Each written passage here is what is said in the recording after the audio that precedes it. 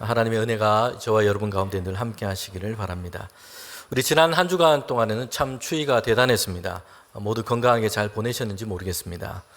교우들 중에는 계절뿐만 아니라 날씨뿐만 아니라 인생의 겨울을 보내는 것과 같은 이런 시간을 보내시는 분도 계실 겁니다. 하나님께서 사랑으로 돌보시고 인도해 주시기를 바랍니다. 우리 곁에 계신 분과 인사하면 좋겠습니다. 잘 오셨습니다. 주님이 함께 하십니다. 주님의 평강이 늘 함께 하기를 바랍니다. 한 주간 주간 말씀을 읽고 우리가 하나님 말씀 듣도록 하겠습니다. 출애굽기 14장 13절 말씀입니다. 함께 읽겠습니다. 모세가 백성에게 이르되 너희는 두려워하지 말고 가만히 서서 여호와께서 오늘 너희를 위하여 행하시는 구원을 보라. 너희가 오늘 본 애굽 사람들을 영원히 다시 보지 아니하리라. 아멘. 하나님, 나를 구원하여 주시니 감사합니다.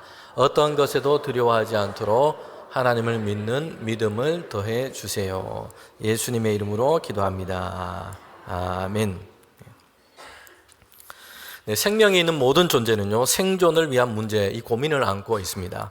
인간의 역사를 보면 아주 과거에도 그랬습니다. 사냥을 하고 채집을 하고 이렇게 살았던 사람들의 이 과거 역사에도 보면요, 이제 먹을 것을 구하기 위해서, 사냥하기 위해서 오늘 어디서 사냥을 해서 우리 가족들을 먹일까, 이런 생존의 문제를 고민했습니다.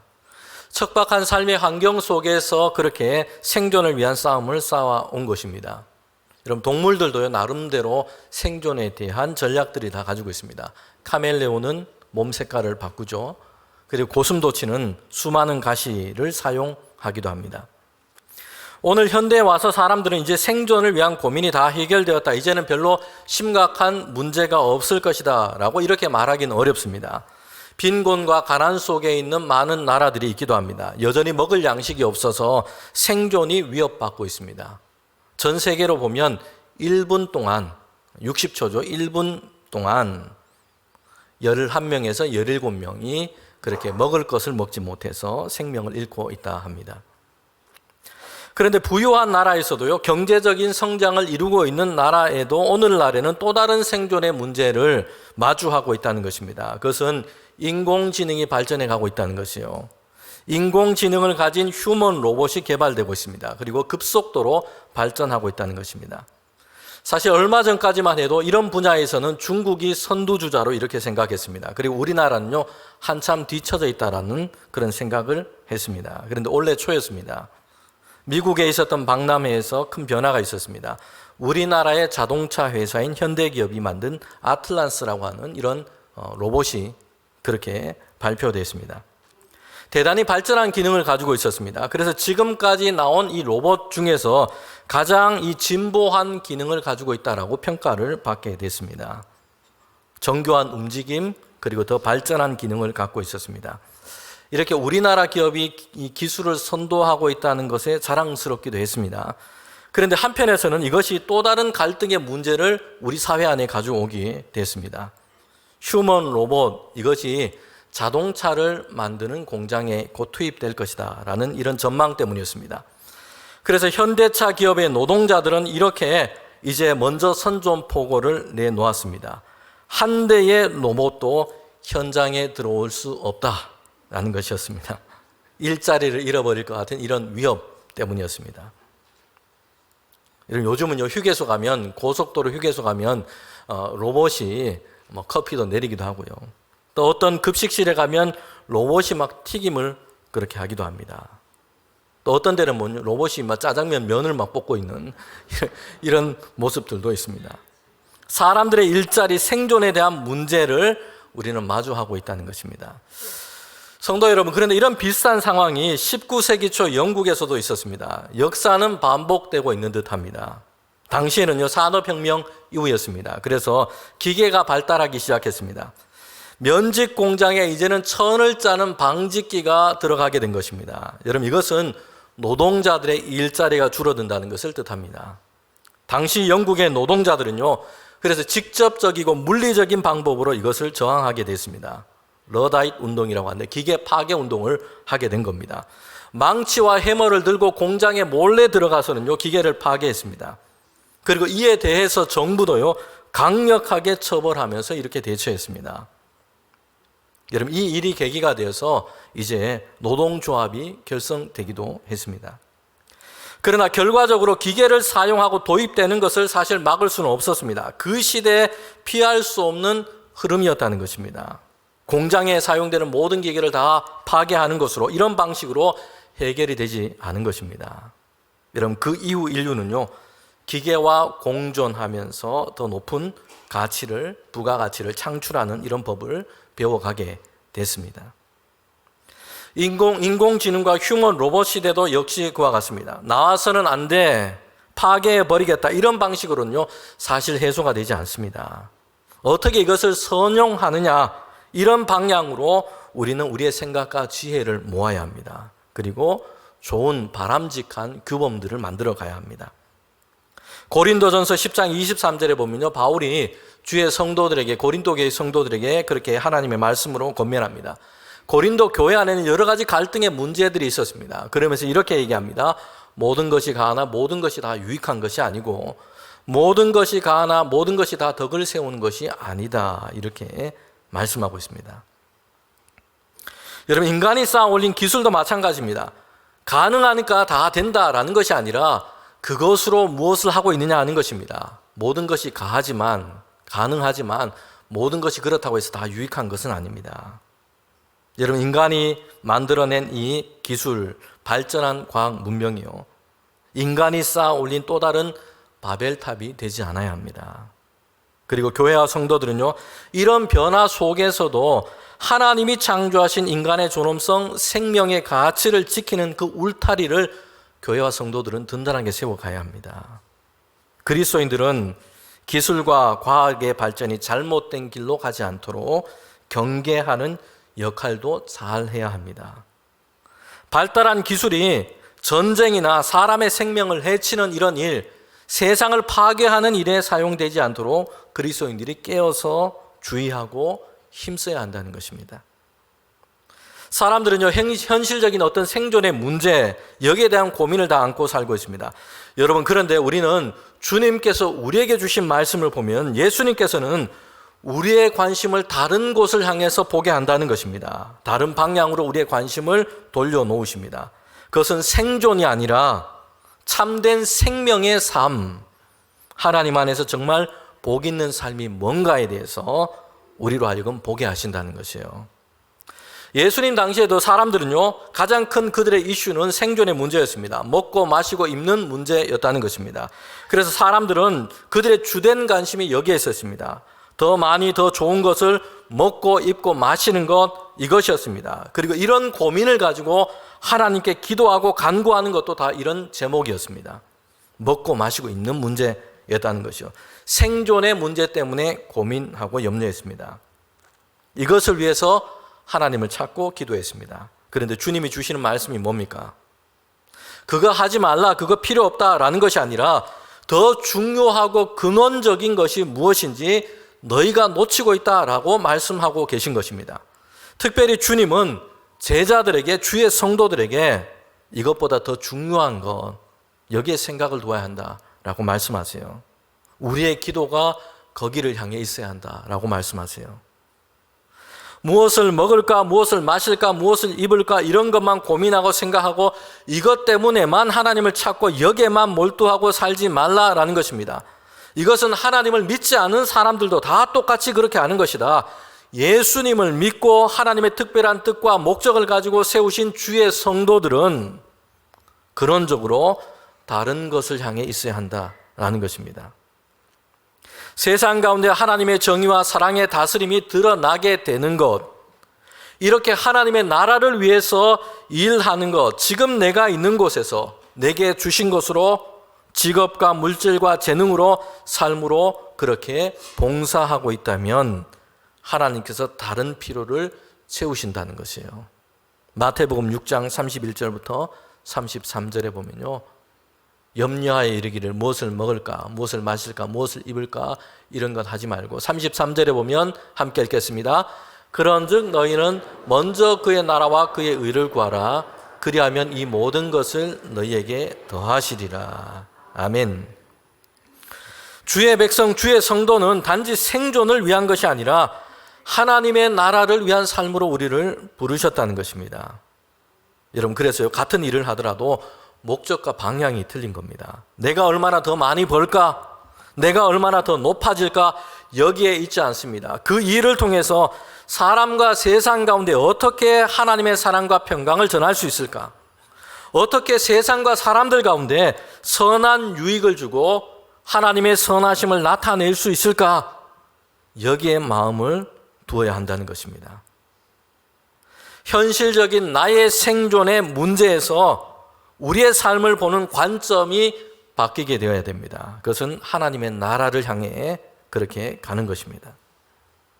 내 안위가 보장되는 환경을 확실하게 만드는 것에만 몰두하는 것이 아니라 하나님의 통치, 하나님의 사랑, 하나님의 정의와 평화, 내가 살아가는 이 삶의 현실에서 이것이 드러나게 되는 건 여기에 우리의 마음을 두어야 할 줄 믿습니다.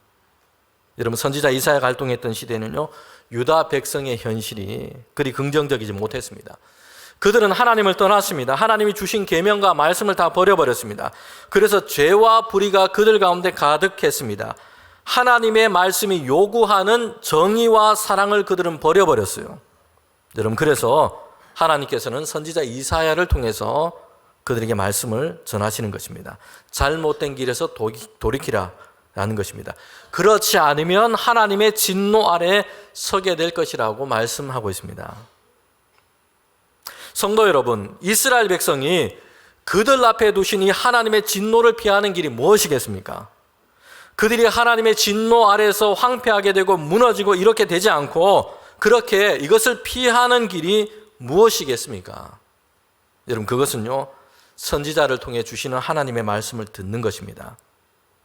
그리고 그 경고의 말씀을 따라서 이제는 하나님께로 그들의 마음과 그의 삶을 돌이키는 것입니다. 자, 그런데요, 유다의 지도자들, 이스라엘의 백성이 어떻게 반응하고 있는가 하는 것입니다. 선지자를 통해서 하나님의 말씀이 그들에게 전해졌습니다. 그런데 그들은 어떤 마음과 어떤 생각의 태도로 그 하나님의 말씀을 대하고 있는가 하는 것입니다. 태도가 고도를 결정한다라는 이런 말이 있습니다. 그 사람이 가진 생각과 마음의 태도, 삶의 태도가 그 인생의 성공과 가치를 결정하게 된다라는 것입니다. 여러분, 이 말은 우리가 생각해 볼 중요한 것을 알려주고 있습니다. 머리가 좋고 나쁜 것에 결정이 되지 않습니다. 여러분, 과거에는 사람들이 지능지수를 중요하게 생각했습니다. 그런데 사람들의 삶을 관찰해보고 연구해보니까 사실 그것이 결정적이지 않았다는 것이에요. 오히려 더 중요한 것이 있었습니다. 삶의 상황을 어떻게 대하고 있는가, 다른 사람들에 대해서, 그리고 그들이 자신이 맡고 있는 그 일에 대해서 그 사람이 어떤 생각과 마음의 태도를 가지고 있느냐. 여러분, 이것이 훨씬 더 중요하게 그의 인생 가운데 영향을 미쳤다는 것입니다. 성도 여러분, 성도들에게는요, 우리가 어떻게 믿음과 신앙의 삶을 잘 살아갈 수 있는가 아주 중요한 것이 있습니다. 하나님의 말씀을 대하는 생각과 마음의 태도입니다. 하나님의 말씀을 대하는 생각과 마음의 태도가 신앙과 믿음의 삶의 고도를 결정합니다. 유다 백성들은요, 여기에 대해서 철저하게 그들은 잘못했고 철저하게 실패하고 말았던 것입니다. 그들의 반응, 그들의 태도가 어떠한지 오늘 말씀을 통해서 보게 됩니다. 하나님은 선지자를 통해서 하나님의 말씀을 그들에게 전하고 있습니다. 그런데 유다 백성들은요, 전혀 하나님의 말씀으로 그것을 받고 있지 않습니다. 하나님의 말씀에 대한 존중을 잃어버린 것입니다. 그들은 어떻게 하고 있습니까? 그들의 모습을 한마디로 단적으로 이렇게 보여주고 있습니다. 특별히 유다 지도자들, 이스라엘의 지도자들에 대해서 이렇게 얘기하고 있습니다. 그들은 술 취하고 교만한 자였다라는 것입니다. 여러분, 술 취한 사람 보셨습니까? 가장 흔하게 볼 수 있는 모습은요, 자기 이야기, 자기 말만 계속합니다. 옆에서 누가 뭐라고 해도 듣지를 않아요. 제대로 알아듣지도 못합니다. 그러면서 자기 말만 계속하는 것입니다. 목소리가 커집니다. 논리도 맥락도 없습니다.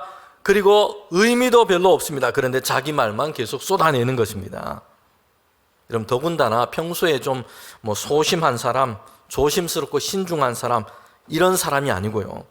교만한 사람이었어요. 자기를 높이기를 좋아하는 사람, 자기가 최고인 줄 아는 사람입니다. 그런데 이런 교만한 사람이 한번 술 취해 있다라고 생각을 해보세요. 여러분, 그러면요, 옆에 있는 사람에게는 이게 재난입니다. 재난. 계속 자기 일만, 자기 얘기만 계속 얘기를 합니다. 자기 목소리만 높입니다. 이사야 시대 유다 이스라엘의 지도자들이 이러했다는 것입니다. 이사야서 28장에 보면요, 그래서 술 취한 자들의 교만이라고 얘기하고 있습니다. 독주로 말미암아 그들은 비틀거리고 있다고 얘기합니다. 독주로 말미암아 옆걸음을 치고 있다라고 얘기합니다. 더 큰 문제는 하나님의 말씀 앞에서도 이런 생각과 마음의 태도로 그들이 서 있었다는 것입니다. 술 취한 자의 교만의 모습이었던 것입니다. 그러니 그들은요, 들을 마음이 전혀 없는 것입니다. 자기의 주장, 온갖 실수로 내뱉는 말들, 지혜도 없고 지식도 없고 추한 말들을 쏟아내고 있습니다. 그런데 문제는 자신들의 실체를 전혀 모르고 있다는 것이요. 나는 지혜가 있고 나는 지식이 있고 나는 분별력이 있고 그렇게 착각하고 있다는 것입니다. 여러분, 그래서요, 오늘 우리가 읽은 이 본문 이사야서 28장 9절 10절에 그들이 이렇게 얘기하고 있는 것입니다. 그들이 이르기를 그가 누구에게 지식을 가르치며 누구에게 도를 전하여 깨닫게 하려는가? 젖떨어져 품을 떠난 자들에게 하려는가? 대적 경계에 경계를 더하고 경계에 경계를 더하며 교훈에 교훈을 더하며 교훈에 교훈을 더하되 여기서도 조금 저기서도 조금 그렇게 하고 있구나. 지금 선지자가 전한 하나님의 말씀에 대해서 지금 그들이 어떻게 지금 생각하고 대하고 있는지를 보여주고 있습니다. 유다 귀족들은요, 어린아이나 가르치는 그런 시시한 말을 하지 말라라고 얘기하고 있습니다. 많은 말로 성가시고 귀찮게 하지 말라라고 얘기하고 있습니다. 우리가 어린아이인 줄 아냐? 그렇게 시시한 이야기, 시시한 말들로 나를 가르치려고 들지 말라. 그런 말을 할 거면 그냥 젖먹이 어린아이에게나 가서 해라 라는 것입니다. 이렇게 저렇게 계속해서 말하지 말라. 계속해서 우리를 향해서 말하면서 성가시고 불편하게 만들지 말라. 적당히 하고 이제 그만해라. 이렇게 하고 있다는 것입니다. 여러분, 선지자가 전한 하나님의 말씀을 전혀 들을 마음이 없는 것입니다. 자신들은 이미 충분한 지식과 지혜를 가지고 있다라고 생각합니다. 그리고 듣기를 거부하고 있습니다. 무시합니다. 자신들이 하고 있는 행동, 삶의 모습에 대해서 더 이상 귀찮게 하지 말라, 간섭하지 말라라고 얘기합니다. 나는 나대로 살 테니까, 내 인생은 내가 알아서 할 테니까 귀찮게 얘기하지 말라라는 것입니다. 선지자를 통해 전해진 하나님의 말씀을 가볍게 여기고 있습니다. 자신을 불편하게 하고 귀찮게 하는 잔소리로 생각하고 있다는 것입니다. 여러분, 우리는 하나님의 말씀에 대해서 저와 여러분 어떤 태도로 대하고 있습니까? 성경 말씀을 우리는 어떻게 읽고 어떻게 대하고 있습니까? 선포되는 하나님의 말씀에 대해서 어떻게 듣고 어떻게 생각하고 있습니까? 유다와 이스라엘 백성은요, 하나님의 진노를 피하지를 못했습니다. 그들은 무너졌고 황폐하게 됐습니다. 그들은 포로가 되었습니다. 돌이킬 수 있는 시간, 기회가 얼마든지 있었습니다. 그런데 그렇게 하지 못했습니다. 실패하게 된 이유가 있습니다. 중요한 것은 하나님의 말씀을 듣지 않았다는 것이요. 하나님의 말씀에 대한 태도가 잘못되었기 때문입니다. 오늘 성경 본문에서와 같이 이렇게 선지자를 통해서 주신 하나님의 말씀을 그들이 그렇게 대했기 때문입니다. 여러분, 하나님의 말씀을 대하는 태도가 신앙의 삶에서 결정적으로 중요하다는 것입니다. 그래서 오늘 아주 중요한 전제를 결론적으로 말씀을 드립니다.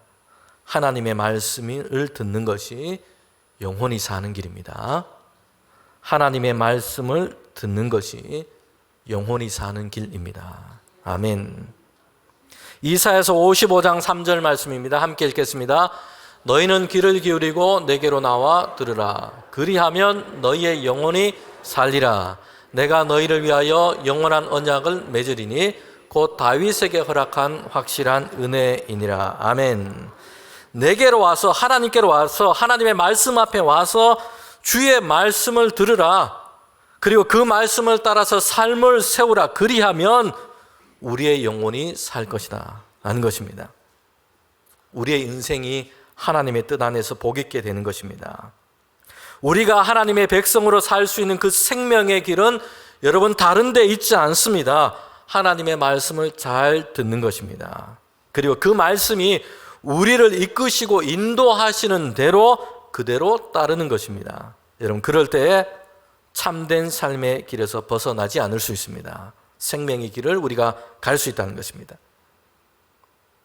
예수님께서도 광야에서 사단의 시험을 받으셨는데 그때 주님께서도 이렇게 말씀하셨습니다.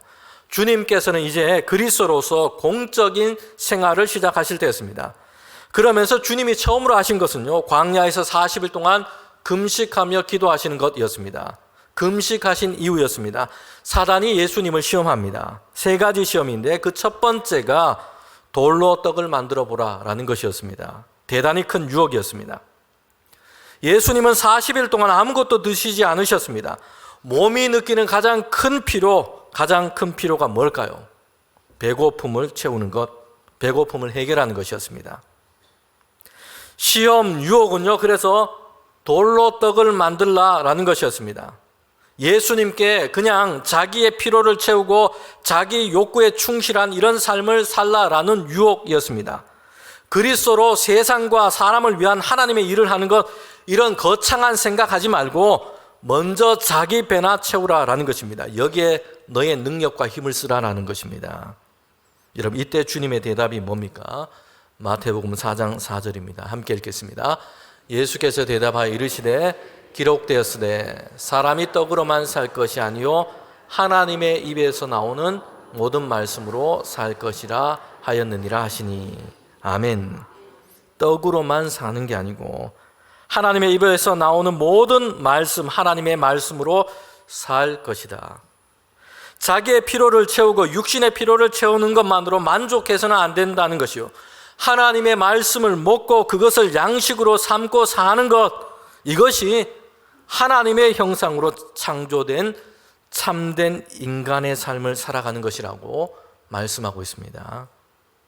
여러분 하나님의 말씀이 없는 기갈, 하나님의 말씀을 듣지 않는 기갈, 결국 이것이요 사람을 하나님의 호흡을 가진 영적인 삶을 살지 못하게 합니다.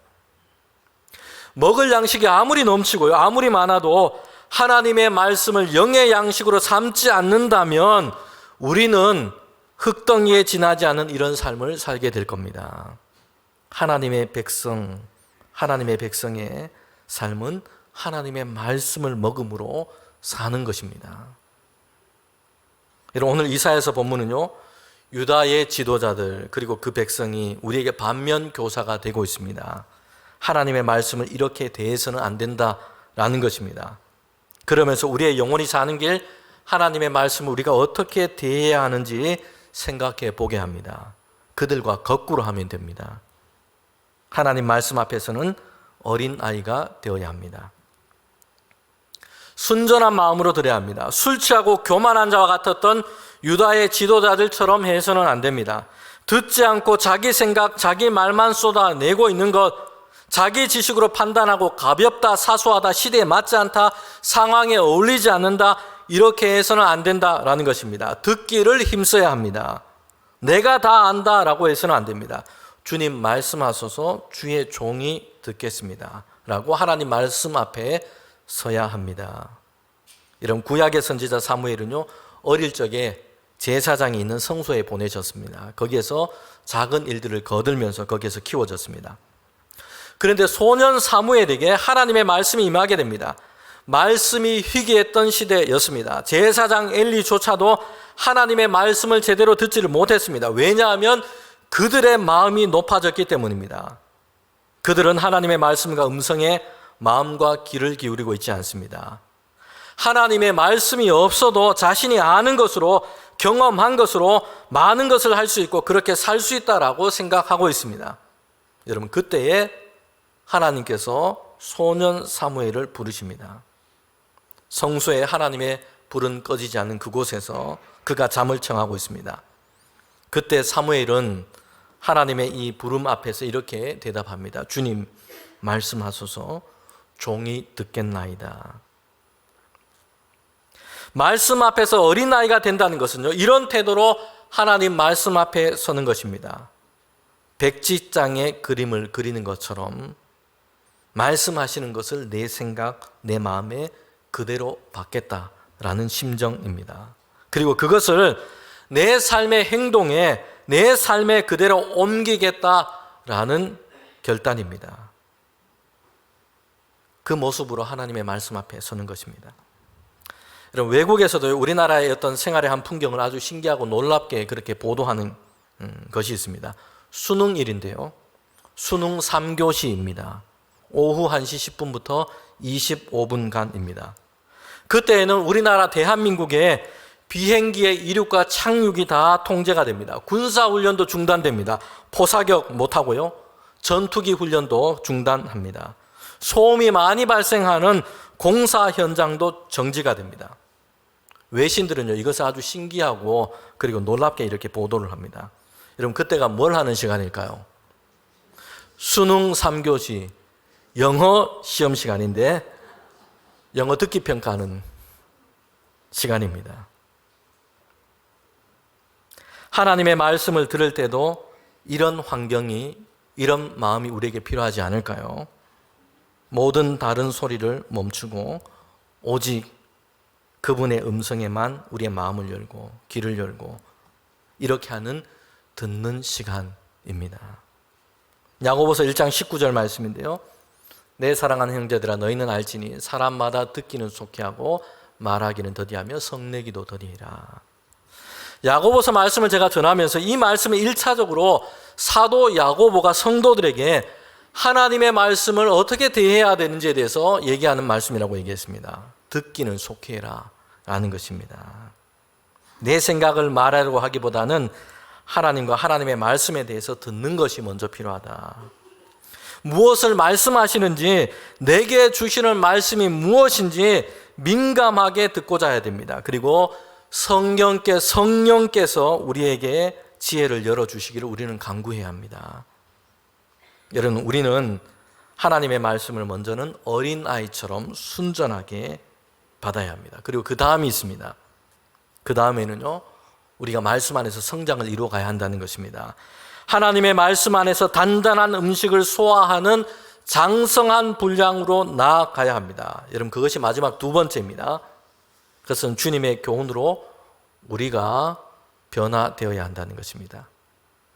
여러분, 이사야 시대에 이스라엘 백성들은요, 이사야가 전하는 하나님의 말씀을 들으면서 어떤 불평을 했습니까? 경고에 경고를 더하고 있고 교훈에 교훈을 더하고 있다는 것입니다. 이것이야 여기 얘기하고 저것이야 얘기하고 있다는 것입니다. 그래서 불편하게 만들고 귀찮게 한다는 것입니다. 그래서 이렇게 반응하고 있는 것입니다. 여러분, 이스라엘 백성은요, 그래서 하나님의 말씀을 듣지를 못했던 것입니다.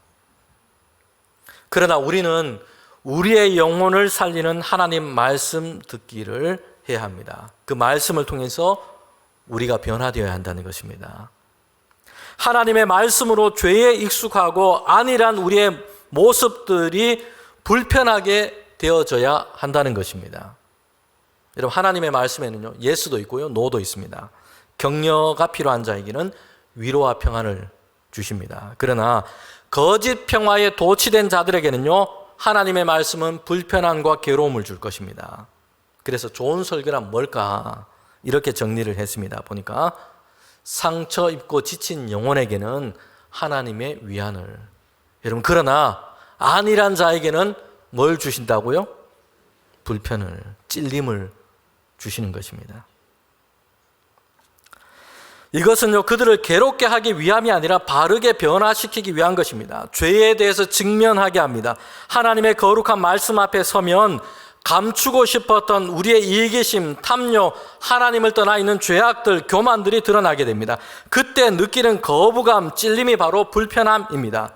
지금 이대로 괜찮아라고 믿고 싶어하는 이들에게 하나님의 나라의 가치를 향해서 우리의 삶의 방식을 바꾸도록 그렇게 요청합니다. 여러분, 찔림이 없으면 영적인 변화를 이끌어낼 수 없습니다. 히브리서 4장 12절의 말씀에 보면요, 그래서 하나님의 말씀을 어디에 비유하고 있습니까? 검에 비유하고 있습니다. 그리고 그 검은 살아있고 활력이 있습니다. 좌우의 날선 어떤 검보다도 예리합니다. 우리의 혼과 영과 관절과 골수를 찔러 쪼개기까지 합니다. 여러분, 그러면요, 불편합니다. 그러면 아픕니다. 그런데 이렇게 해서 하나님의 말씀이 우리를 더욱더 아름다운 모습으로 빚어가십니다. 세워가십니다. 여러분, 하나님의 말씀에는요, 경계하라라고 주신 말씀도 있습니다. 그리고 바르게 하도록 주신 교훈도 있습니다. 이것은 우리를 번거롭게 하고 성가시게 하고 불편하게 하는 것으로만 우리가 생각해서는 안 됩니다. 중요한 것은 우리가 그 말씀을 따라서 변화되어야 한다는 것입니다. 우리의 마음과 생각과 삶의 행동의 변화를 하나님의 말씀은 우리에게 요구하고 있습니다. 머리에 담고 있는 지식, 이것이 아니라 이전에 들어본 것인데 기억에 남도록 하는 것만이 아닙니다. 여기에만 목적이 있지 않습니다. 그 말씀을 따라서 변화되고 이것을 따라 살아가도록 하는 것입니다. 그리고 그렇게 될 때까지 하나님은 그 말씀을 계속해서 우리에게 주시는 것입니다. 야, 이전에 들었냐, 안 들었냐? 내가 알고 있느냐, 그렇지 않느냐? 여러분, 이게 중요한 것이 아닙니다. 지금 그 말씀을 따라서 나는 변화되었고 우리는 그렇게 살고 있느냐 하는 것입니다. 여러분, 그렇지 못한다면, 못하고 있다면 우리는 다시 그 말씀을 들어야 합니다. 그리고 귀로 들어 아는 말씀이 아니라 삶의 행동으로 경험되고 증거되는 말씀이 우리에게 되어야 할 줄 믿습니다. 성도 여러분, 하나님의 말씀을 듣는 것이 우리의 영혼이 사는 길입니다. 아멘. 함께 기도드리겠습니다.